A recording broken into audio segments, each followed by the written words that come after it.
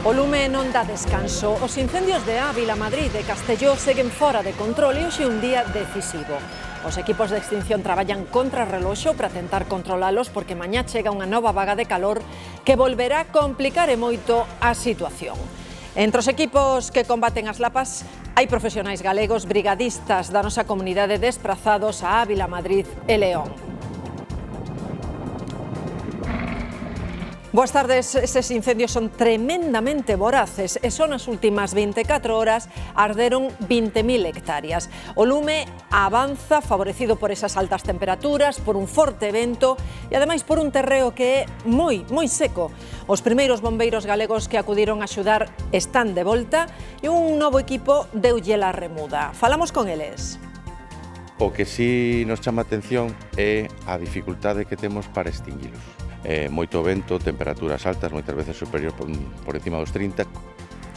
Tampouco hai tregua en Francia. Máis de 250.000 persoas, 250.000 foron evacuadas. 42.000 hectáreas están arrasadas ás portas de Bordeos. Emmanuel Macron presidiu un gabinete de crise que teme que se agrave a situación coa chegada dunha nova onda de calor a partir de mañá. Se o seu médico de primario permite, vai poder chatear con el e explicarlle os síntomas e a evolución da súa doenza a través dun novo servizo que conterá a historia clínica electrónica do Sergas. A toda agora só era para pacientes que estiveran telemonitorizados ou no servicio de asistencia a domicilio. Agora, se o médico o habilita, poderá ser posible para todo tipo de pacientes. Galicia dá o primeiro paso para aprobar os orzamentos do ano que ven. Aprobouse o teito de gasto, supera os 15.000 millóns de euros, é a cifra máis alta da historia. As contas van priorizar os servizos públicos, mellorar o acceso á vivenda e tamén pensan no Xacobeo. Non olviden que o ano que ven é Ano Santo. Hai moita expectación por esa enorme balea que varou na praia de Sabón en Arteixo e que finalmente conseguiu regresar ao mar. 3 horas estivo loitando para afastarse do areal. Deportes será en setembro cando a FIFA decida se Balaídos pode ou non ser sede do Mundial. Confirmouno Rafael Louzán, presidente da Federación Española de Fútbol. Vamos a traballar para conquerir a posibilidade de que sea Vigo. Claro, aí xa non depende tanto de nós, depende precisamente de FIFA e tamén depende de que se cumplan os objetivos que exige FIFA para ser sede mundialista. Está previsto que no mes de setembro a FIFA finalmente poida incluir Valencia e Vigo, non? Hoxe temos que falarlles dunha nova tarde de calor en toda Galicia, con zonas das 4 provincias en aviso, con especial incidencia no Val do Miño, en Ourense, onde poden chegar aos 40 graus. Pero é no interior da Coruña onde as temperaturas suben máis se as comparamos coas que tiveron onte. Mañá tamén segue a calor, pero iso sí, chegan as brétemas á costa.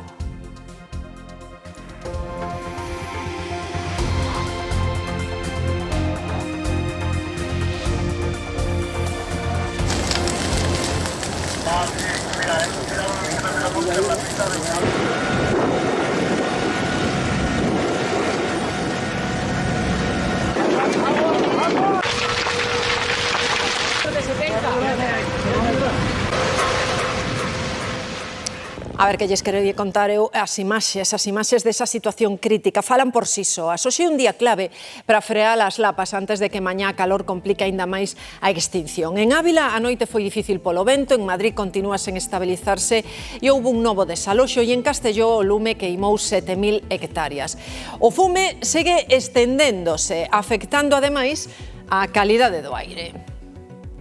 Nos grandes incendios dos que falamos, máis de 190.000 persoas tuveron que abandonar as súas casas ou confinarse nelas polo perigo do lume. Hoxe, algúns regresan, tamén reabriu un camping no Escorial no que evacuaran 4.500 hóspedes. Con estes incendios, a superficie queimada este ano en España supera as 170.000 hectáreas. É 6 veces máis que o ano pasado por estas datas.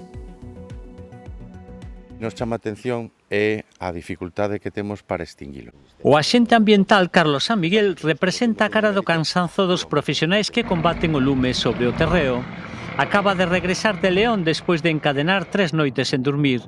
Estivo á fronte do contingente galego desprazado para axudar a comunidade veciña e explica a complexidade extrema desta vaga de lumes.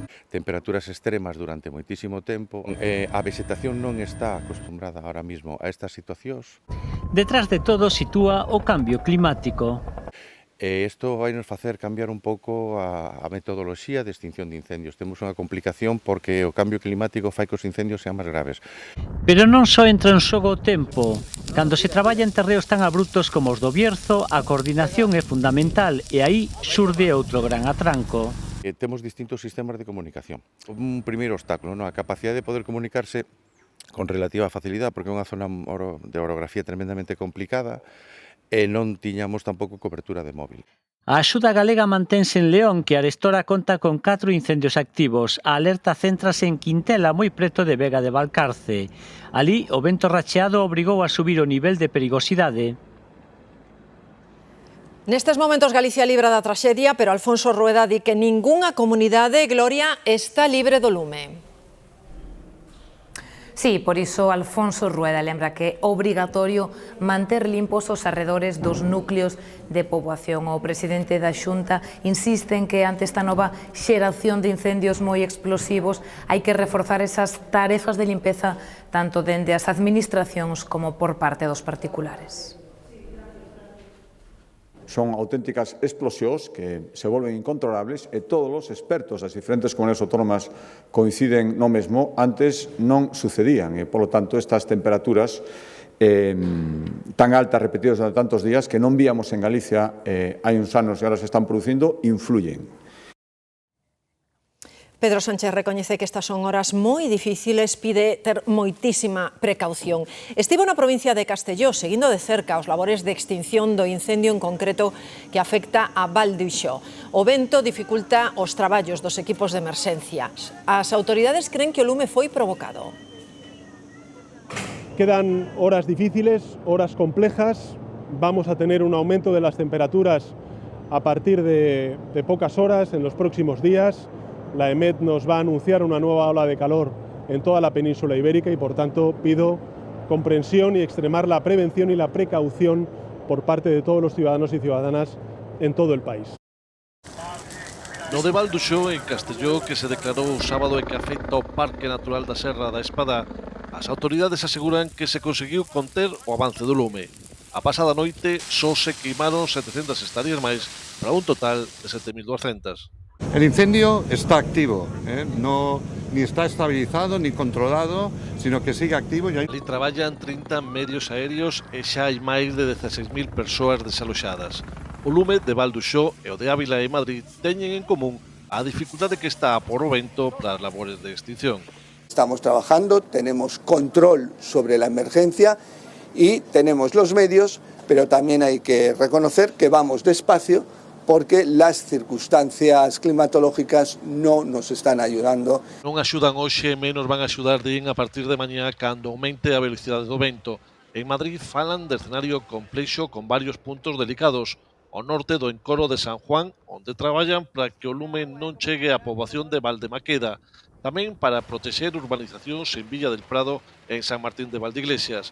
Na provincia de Ávila xa se queimaron 50.000 hectáreas. En as últimas horas arderon varias vivendas na localidade de Casillas.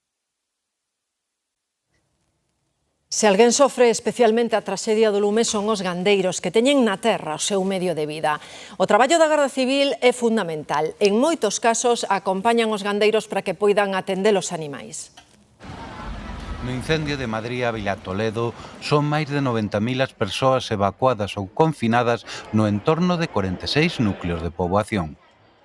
Soy vecina del pueblo, a mí también me desalojaron de mi casa el viernes, así que bueno, aquí echando una mano en lo que se puede. Sí, a ver si podemos salir hoy o mañana ya. Y fíjate, desde el viernes son muchos días, pero aquí nos tratan muy bien, nos dan muy bien de comer. Na Serra de San Vicente, en Toledo, os gandeiros foron autorizados polas forzas de seguridade a entrar na zona evacuada a atender os seus animais. Y allá nos comunicaron que podíamos acceder, porque allá no nos lo permitían. Y, hombre, menos mal que nos han dejado de ir hoy, porque los animales, hay que cuidarlos. No incendio de Castellón hai 16.000 persoas evacuadas e outras 65.000 confinadas nos 18 municipios afectados polo lume.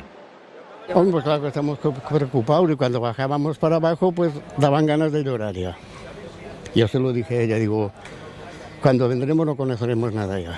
Y levanto la persiana y tengo la umbría. Y era todo verde y ahora verde, todo quemado. Xa lles dicíamos ao iniciar este telexornal que en Francia a situación tamén é moi complicada. Hai máis de 250.000 persoas evacuadas. Fíxense como evacuar a cidade de Coruña inteira. Están na zona de Burdeos. O escenario é como o de David contra Goliat, aseguran os bombeiros que loitan contra as lapas que avanzan polo departamento da Xironda e que xa queimaron 42.000 hectáreas. Milleiros de bombeiros, apoiados por todo tipo de medios, combaten un incendio que está xerando pirocumulonimbos, un fenómeno que nunca antes viran e que provoca vento, treboadas e mesmo tornados de lume. Aínda que continúa sen control, o mega incendio de Bordeos mantívose esta noite en xeral estable e virou favorable. Sempre somos cautos, asegurou o comandante Jomén. Manteño o sorriso na cara, pero obviamente a guerra non se gañou. Hai unha oportunidade e estamos tentando aproveitala. O lume está a 15 kilómetros das vilas periféricas e a uns 25 de Bordeos, para que de momento non hai plans de evacuación. O lume na Xironda é con diferenza o máis grande e preocupante, pero tamén hai incendios activos en Bar, As Landas e Córsega. A chuvia desta mañá nas Landas supuxo un pequeno respiro e permitiu o regreso de 5.000 veciños ás súas casas. Os 250.000 evacuados da Xironda aínda deben esperar. Alí, as próximas horas van ser decisivas. En Italia sofre especialmente unha illa moi turística. Sicilia vive un dos veráns máis duros que se lembran. Está cercada por múltiples incendios. Javier Romero. Sí, Sicilia segue loitando contra unha vaga de incendios favorecida polas altas temperaturas e o vento. Só na última semana arderon máis de 16.000 hectáreas en case 90 lumes e desde comezos do ano xa se contabilizan 328 incendios que calcinaron en máis de 24.000 hectáreas, a cifra máis alta de Italia neste momento. As lapas provocaron evacuacións de vivendas, destruíron naves industriais, como ocorreu en Termini Imerese, ademais de manter numerosos focos activos en distintos puntos da illa. Polo momento, non se registraron víctimas mortais nestes episodios, pero os danos ambientais e materiais son moi elevados, mentres os equipos de extinción continúan traballando, as autoridades investigan a orixe de algúns destes incendios. Grazas, Javier. Todos estamos afeitos a chatear no noso día a día e a tecnoloxía agora vai nos achegar tamén á sanidade, ao noso coidado da saúde. A comunicación entre o médico de familia e o paciente vai ser máis doado porque haberá un chat no que poidamos consultar todas as dúbidas. Gloria. Sí, Alfonso Rueda anunciou que os médicos dos centros de saúde e os enfermos poderán comunicarse por mensaxe, iso sí, sempre que o facultativo habilite este chat. A toda agora esta posibilidade estaba reservada só para enfermos crónicos e para aqueles que tiñan atención a domicilio. O presidente da Xunta deu conta doutra novidade, vanse axilizar os trámites para que os médicos de familia teñan máis sinxelo solicitarlle ao paciente unha cita cun especialista. A historia clínica do Sergas incorporará novos servizos, axilizará trámites para que o médico solicite consulta cos especialistas, ampliaránse os dispositivos telemáticos de seguimento aos pacientes, incluirase información xenómica do doente para tratamentos máis personalizados e facilitarase a comunicación cos médicos.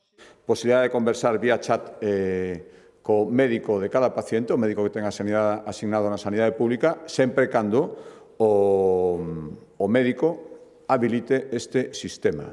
Pero se habilita, estará a disposición de todos os pacientes. Alfonso Rueda anuncia tamén a convocatoria de 25 prazas de médico de urxencias no Hospital de Ourense por concurso de méritos, sen exame, mediante o sistema de oferta de emprego público para postos de difícil cobertura.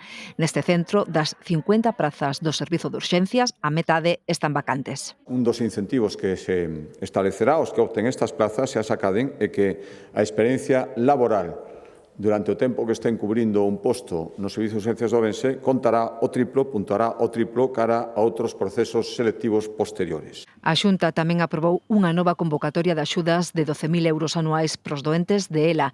Prevén beneficiar máis de 200 persoas. E Galicia avanza para ter os orzamentos do ano que ven en vigor dende o 1 de xaneiro. O Goberno galego acaba de aprobar o teito e o límite de gasto da comunidade. Fixao nos 15.022 millóns. É unha cifra histórica. O Executivo di que a prioridade dos presupostos será reforzar os servizos públicos e mellorar o acceso á vivenda dos galegos.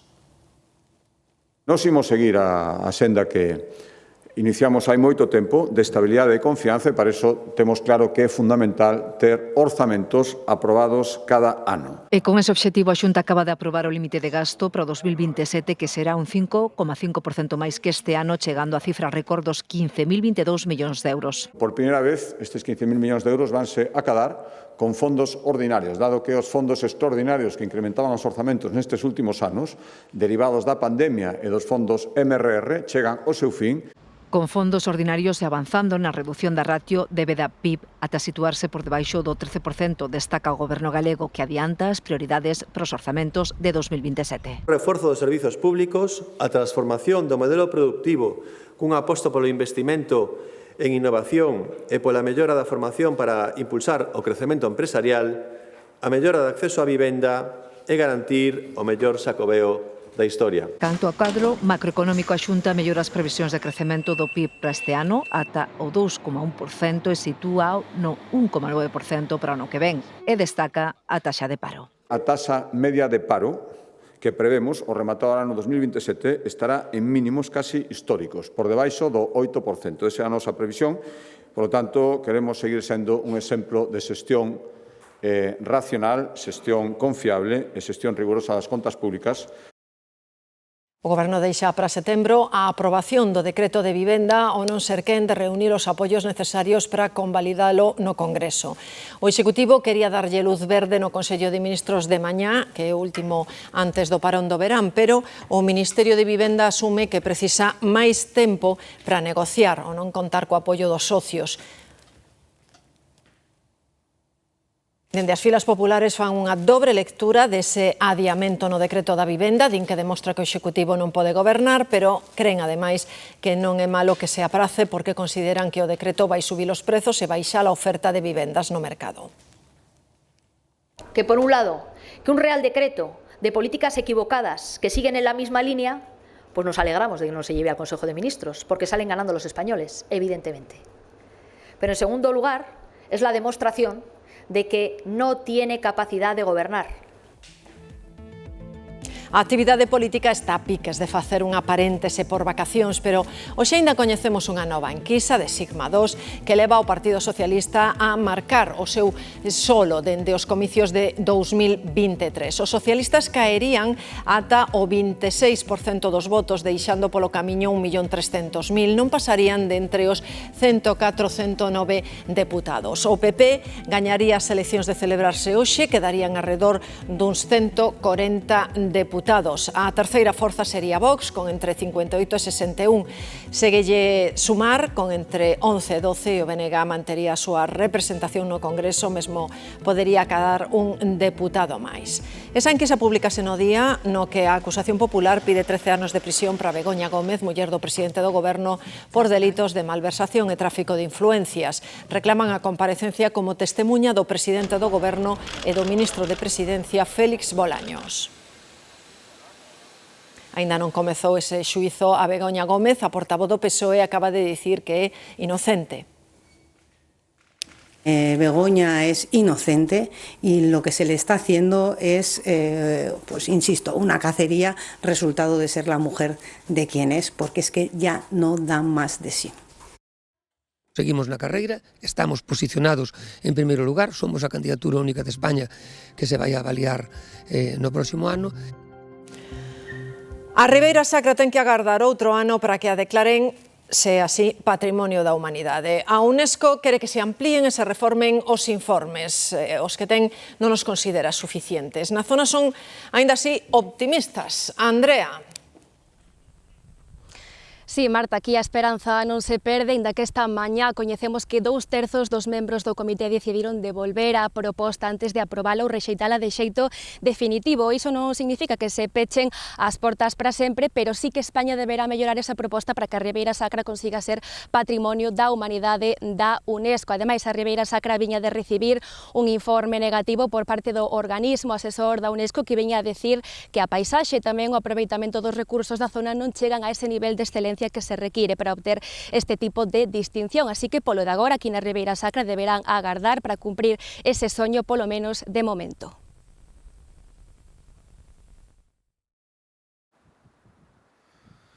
As ladeiras e os sucalcos da Ribeira Sacra seguen na carreira polo patrimonio mundial, pero terán que agardar. A UNESCO pide reforzar a candidatura antes de tomar unha decisión definitiva. Resolver esas discrepancias, esos problemas, esos axustes que había na candidatura no informe de ICOMOS e volver outra vez a presentar con todas as garantías a candidatura de Ribeira Sacra a Patrimonio Mundial no ano 2027. Creo que de todos os escenarios que tiñamos este é o mellor. A Xunta celebra manter viva a candidatura e mellorala con vistas ao vindeiro ano. Seguimos na carreira, estamos posicionados en primeiro lugar, facendo esas correccións técnicas menores que se piden, esperamos que a candidatura dentro de 12 meses sexa unha candidatura que salga adiante. Na Ribeira Sacra a noticia recíbese cun sabor agridoce. Iso é de mérito, ser alguén referente no mundo é importante, pero atrevo-me a decir que máis importante é cuidar ese patrimonio. Es un paisaje muy bonito y se ha de cuidar y se ha de respetar. Hay una riqueza patrimonial excepcional. Es muy difícil de ver en toda Europa y evidentemente en el resto del mundo. A Ribeira Sacra terá que esperar e confiar en que o próximo intento sexa o definitivo. Lugo segue avanzando na rehabilitación de edificios antigos. Agora tocalles ao barrio da Milagrosa e Feijóo, Noelia.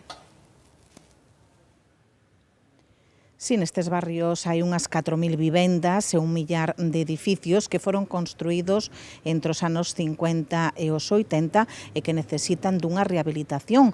Como xa fixeran no centro histórico e no barrio do Sagrado Corazón, agora a Xunta acaba de declarar área de rehabilitación integral estes dous barrios, un recoñecemento que permitirá a veciños e o Concello acceder ás axudas para poder acondicionar estes inmobles e reavivar estas zonas. En Vigo comezaron as obras de humanización nunha das rúas do barrio de Canido. Hai cortes de circulación e anúlanse algunhas paradas de autobús. Mar. Pois sí, prácticamente todas as paradas de autobús das liñas 11 e 12A na rúa Cesario Vázquez, como vemos aquí, quedan anuladas ata que rematen os traballos, que é unha data por confirmar aínda, é unha das consecuencias do inicio das obras de humanización que tamén provocan, como vemos aquí, de transportes de tráfico. Neste momento, entre os números 75 e 159, porque os traballos fanse por treitos precisamente para interferir o menos posible na mobilidade deste núcleo mariñeiro de Canido. As obras teñen como objetivo acabar cos afundimentos da calzada, renovar redes de saneamento e abastecemento e ofrecer tamén nesta zona condicións urbanísticas dun espazo moderno. É o primeiro paso dunha actuación global que chega a superar os 4 millóns de euros. Aínda en Vigo, os veciños do barrio de Teis queixanse polas molestias que dende hai meses lles provocan as obras que a DIF fai na vía do tren. Os traballos son nocturnos, pero din que non lles deixan dormir e que lles causan danos nalgunhas vivendas. Os traballos realízanse todos durante a noite. O ruído da maquinaria impide o descanso dos veciños que teñen as súas casas prácticamente pegadas á vía do tren e que din que están fartos de noites así. Lo que pasa a las 4 de la mañana, 2 de la mañana, 2:30 de la mañana, y ahí trabajando. Esta gente aquí trabajando. Más que un infierno. Mi hijo se levanta a las 6 de la mañana hasta la noche que llega. Cuando viene, se va para la cama.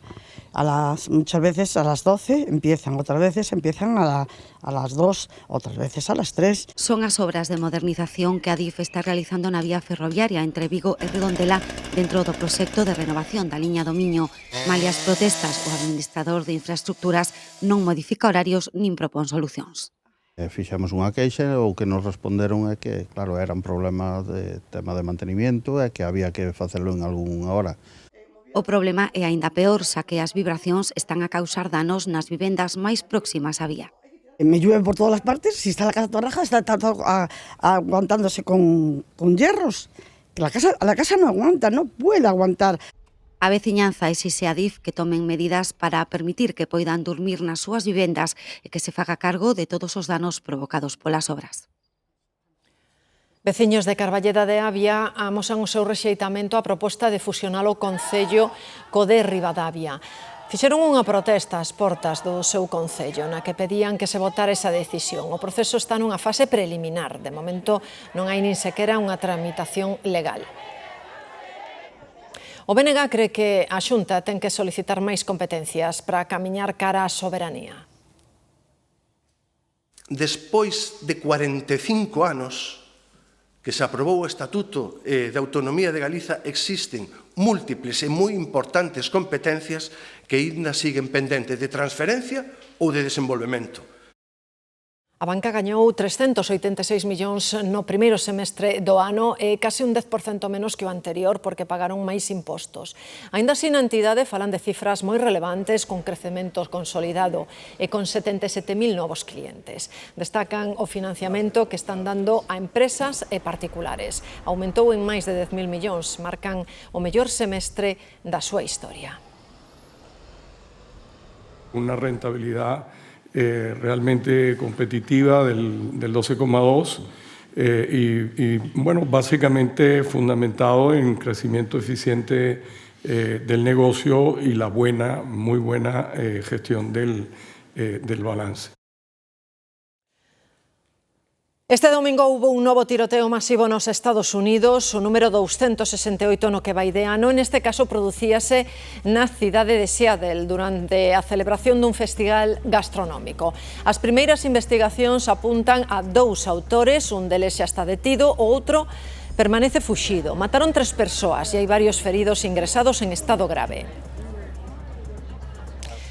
Nesa beira do Atlántico tamén vivimos outro atentado hai unhas horas, desta vez en Berlín, un atropelo masivo cunha furgoneta que acababa coa vida dunha persoa esta fin de semana e deixaba outras 30 feridas.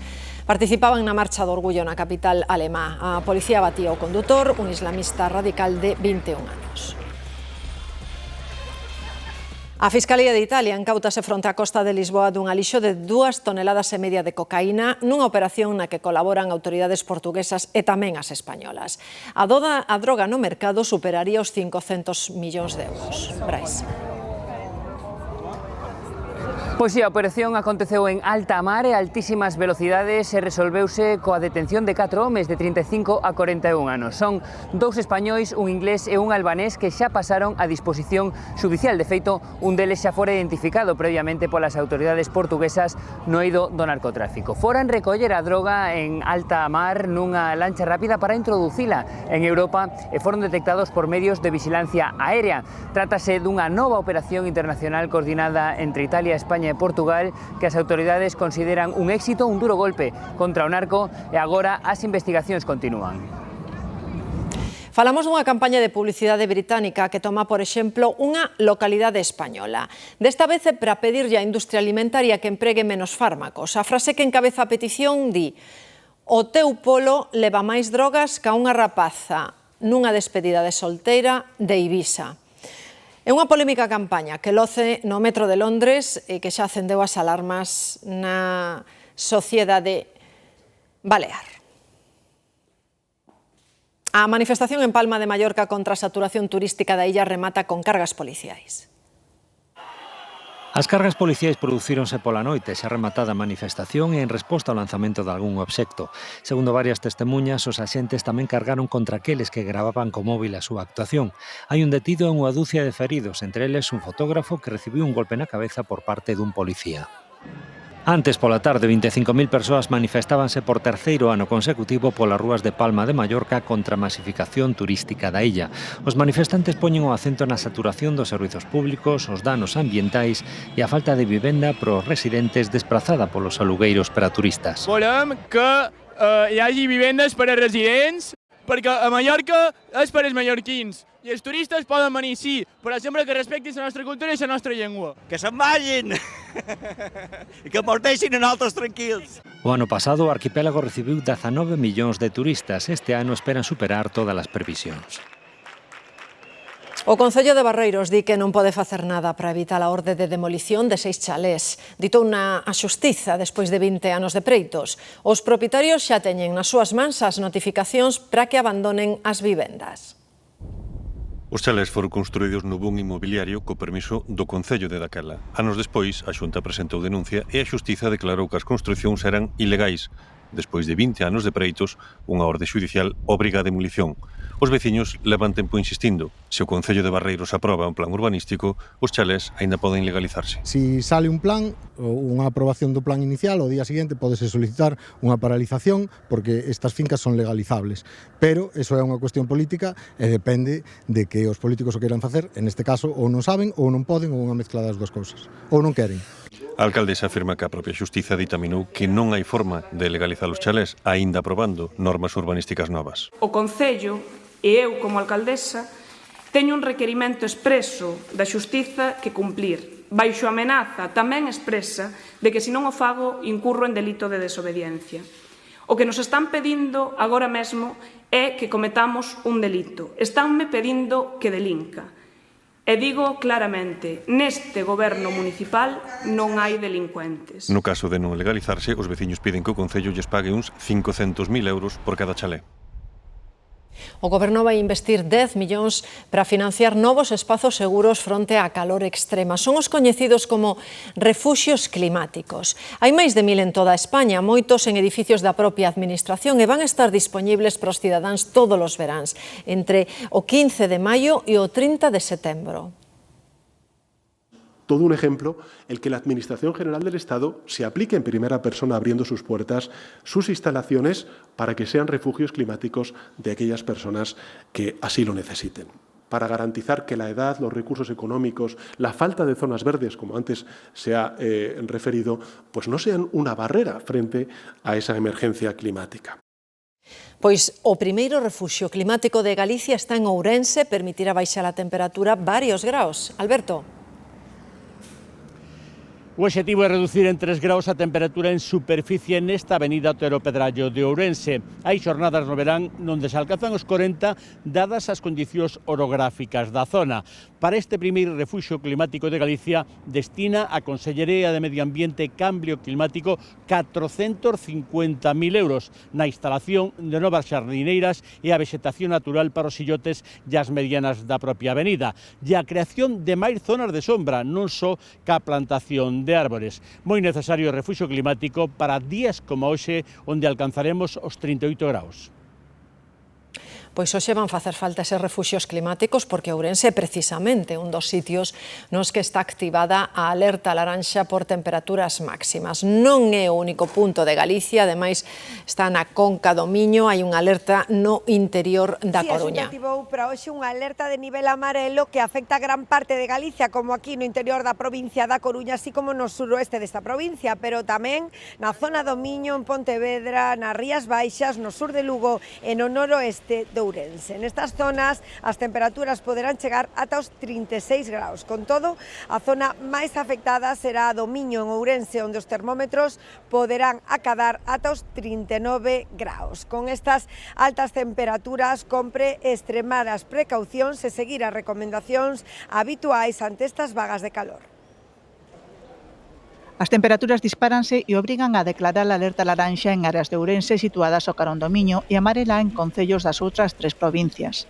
A calor é intensa e uns levan a mellor que a outros. O calor non lo soporto, pero bueno, hai que aguantarlo. Refrescándose de noche, esta noche ya foi terrible. Gracias ao aire acondicionado, si non hai quen aguante. Eu ben, eu sin problema. Teño a miña casa no fondo é fresca e levo ben. Coa calor aumentan as vendas de certos aparellos. ventilador e xa aires acondicionados, sobre todo portátiles, porque é o máis fácil de instalar, pero si, a xente reclama ese tipo de produtos, si. E logo hai as solucións clásicas. Beber moita agua, que non teñar sed, poñerte á sombra, non andar ás horas de máis calor, por exemplo, a partir das 12 hasta as 5 da tarde, eu penso que iso non é boa hora, verdad? Bebendo moito, pero indo á piscina cos amigos ou eso. As temperaturas van ser máis suaves este martes no litoral polas brétemas, pero continuarán moi altas no interior de Galicia, así que o mellor é buscar espazos frescos e manterse hidratado. Ese é algo que se sabe de vello. O mellor refuxio climático de Galicia está na Mariña Lucense. Hoxe, por exemplo, os termómetros non pasarán, Laura, dos 22 graus. Sí, notamos algo máis de fresquiño aquí neste punto da Mariña, onde se cumpren os prognósticos, mañá subirán as temperaturas, unhas temperaturas que volverían baixar o mércores. En todo caso, no día de hoxe, temperaturas agradables aquí no areal que teño ás miñas costas, onde xa poidemos ver xente desfrutando deste último luns de xullo. Os que se bañaron nas praias seguro que notaron o boa que estaba a auga. Mariola, de que temperatura estamos a falar? Pois si, estamos na praia de Riazor. Aquí, nas augas do Golfo Ártabro, vanse superar estes días os 22 graus de temperatura. E ollo, porque tamén nas praias das Rías Baixas, tradicionalmente máis frescas, vanse superar os 20 graus de temperatura da auga. O porqué destas temperaturas, destas elevadas temperaturas, témola que atopar na ausencia dos ventos do norte deste verán. A exposición aos ventos do sur fai que as augas estean máis tranquilas e, polo tanto, o sol quenta esa superficie mariña. Se queren as augas máis frescas, terán as que atopar estes días na Costa da Morte, unha boa opción para combater a vaga de calor.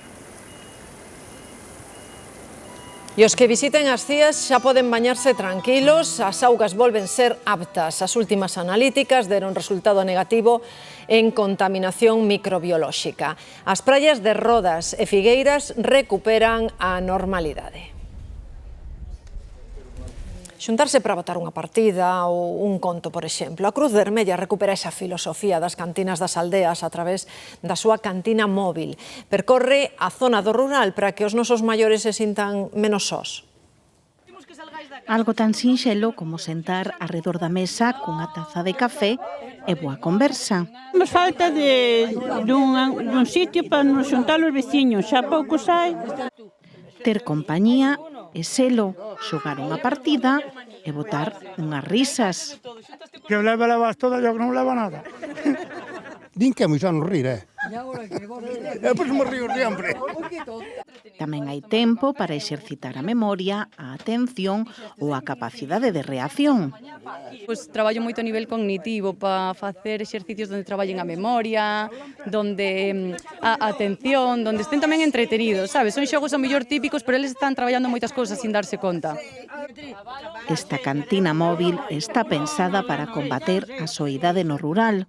E na aldea un sitio para xogar as cartas e beber algo e comer. Se non nos olvidamos de vernos uns aos outros, se non é isto, non é nada, non? Este verán, a cantina móvil da Cruz Vermella visitará unha dúcia de aldeas na provincia de Lugo.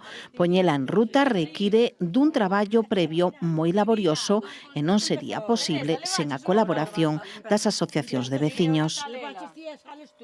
Un accidente esta madrugada na rotonda dos Ángeles en Brión suscitou a inquedanza entre os veciños pola seguridade nese punto.